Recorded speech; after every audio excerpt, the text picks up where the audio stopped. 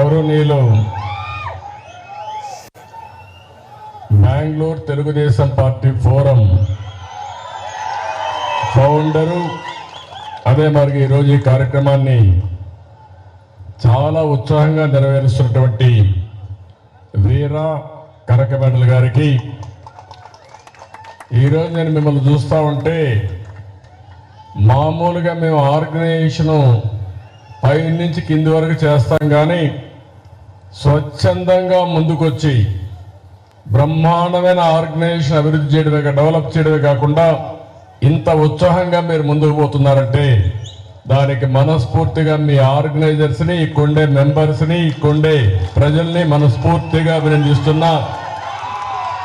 అందరి పేర్లు చెప్పలేం కాబట్టి కొంతమంది ముఖ్యమైన కార్యకర్తలు ఎవరైతే చేశారో వారి పేరు చూస్తే రావి గోపీచంద్ గారు, వంశీ మన్యం గారు, శ్రీకాంత్ సోంపల్లి గారు, నారాయణ నూతేటి గారు, శివ చనుమూలు గారు, వెంకటరత్నం గారు, కేశవ్ కోకా గారు, పని ఎండూరి గారు, పావన్ మోతుపల్లి గారు, నాగేశ్వరరావు గారు, విజయ్ రాంభూపాల్ గారు, విష్ణు నల్లూరి గారు, యోగేష్ గోపినేని గారు, నరేంద్ర నాయుడు గారు.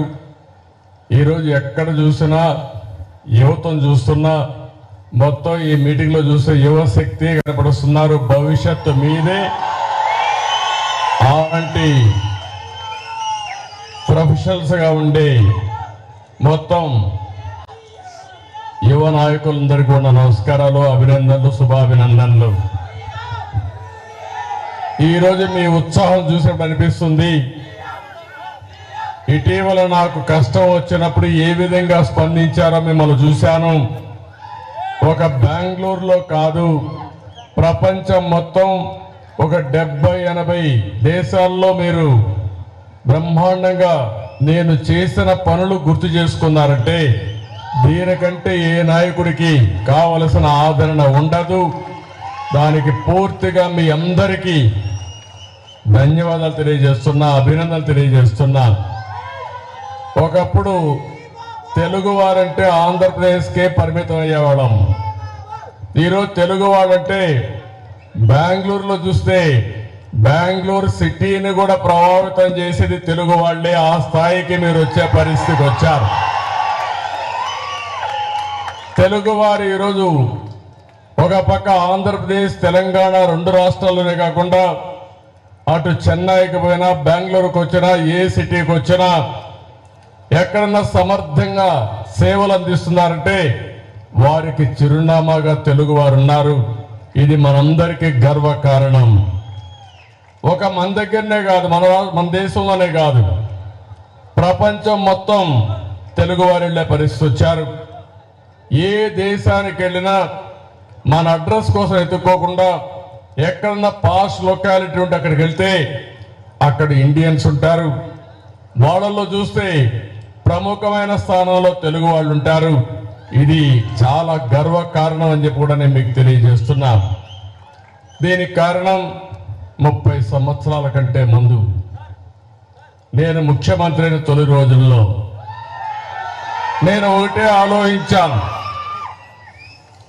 తెలుగువారు అప్పటి వరకు వ్యవసాయమే చేస్తున్నాం, వ్యవసాయ పనులు కూలీలుగానే ఉన్నారు, ఎందుకు ఒక రైతు బిడ్డ ఐటీ ప్రొఫెషనల్గా తయారు కాకూడదు? ఒక కూలీ చేసుకునే వ్యక్తి వాళ్ళ పిల్లవాడిని ఎందుకు ఐటీ ప్రొఫెషనల్గా తయారు చేయకూడదనే ఆలోచనతోనే నేను ఆ రోజు నాలెడ్జ్ ఎకానమీకి శ్రీకారం చుట్టాను. అదే ఐటీ అని చెప్పి కూడా నేను మీకు తెలియజేస్తున్నా. ఈరోజు మీరు చూస్తే ప్రపంచం మొత్తం, నేను చిన్నప్పటి నుంచి ఒకసారి నెమరు వేసుకుంటే ఆ రోజు ఎడ్ల బండ్ల దగ్గర నుంచి ఈరోజు డ్రైవర్లెస్ కార్ల వరకు వచ్చేసాం. అంటే డెవలప్మెంట్ మనం చాలా వరకు ముందుకు పోగలిగాం. అదే సమయంలో ఒకప్పుడు ఐటీని నేను ప్రారంభించినప్పుడు చాలా మంది ఎగతాళి చేశారు. ఒకప్పుడు ఐటీ అంటే బెంగళూరు ఉండేది, అలాంటిది పోటీ పడి బెంగళూరు, హైదరాబాద్ 2 ఉండాలని హైదరాబాద్ని ప్రపంచ పటంలో పెట్టాం.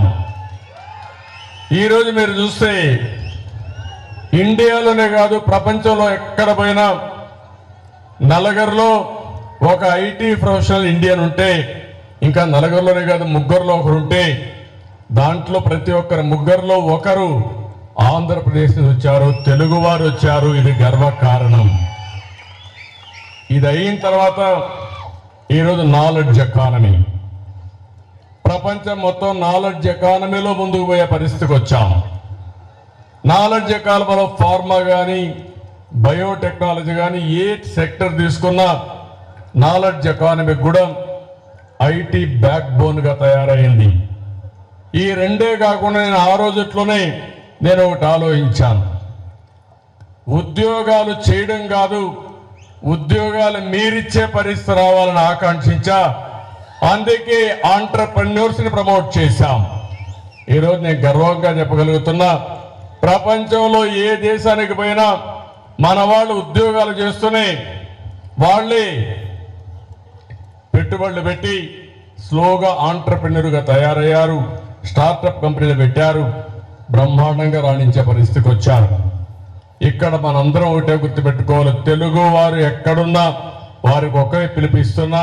నేను భారతీయుణ్ణి, భారతదేశం గొప్ప దేశం, దానికి అగ్రస్థానంలో తెలుగు జాతి ఉండి ముందుకు నడిపించాల్సిందిగా మీ అందరికీ పిలిపిస్తున్నా.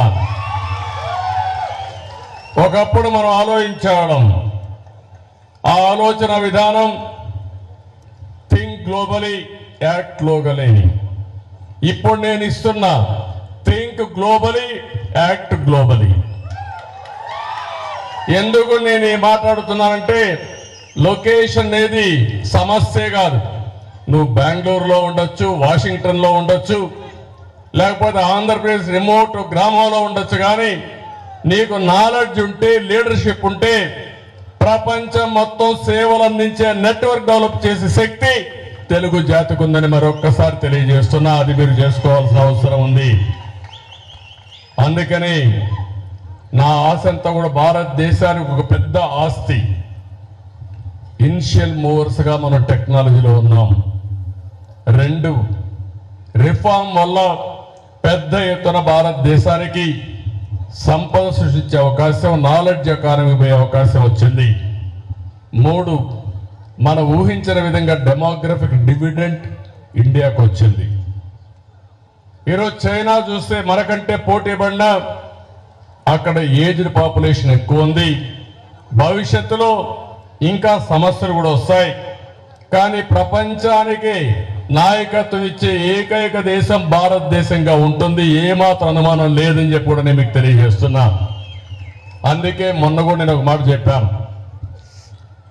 నేను ఆ రోజు విజన్ 2020 అంటే చాలా మంది ఎగతాళి చేశారు, నన్ను 420 అని కూడా ఎగతాళి చేశారు. కానీ ఈరోజు నేను ఆ రోజు విజన్ 2020 అన్నప్పుడు దాంతో అసోసియేట్ అయిన వాళ్ళందరూ బ్రహ్మాండంగా రాణించారు. ఈరోజు 2047కి భారతదేశం 100 సంవత్సరాల స్వాతంత్రం వచ్చిన సందర్భంగా ఉత్సవాలు జరుపుకుంటున్నాం. ఆ సందర్భంగా నేను ఒకటే పిలిపిస్తున్నా, ప్రపంచంలో ఎక్కడ భారతీయులున్నా నెంబర్ 1 కమ్యూనిటీగా ఇండియన్స్ ఉంటారు. దాంట్లో 30% తెలుగు వాళ్ళు ఉంటారు. రెండవది, భారతదేశం కూడా అగ్ర దేశంగా తయారవుతుంది, అభివృద్ధి చెందిన దేశంగా తయారవుతుంది. నెంబర్ 1గా 2గా మనం ఉంటామని చెప్పి కూడా నేను మీకు తెలియజేస్తున్నా.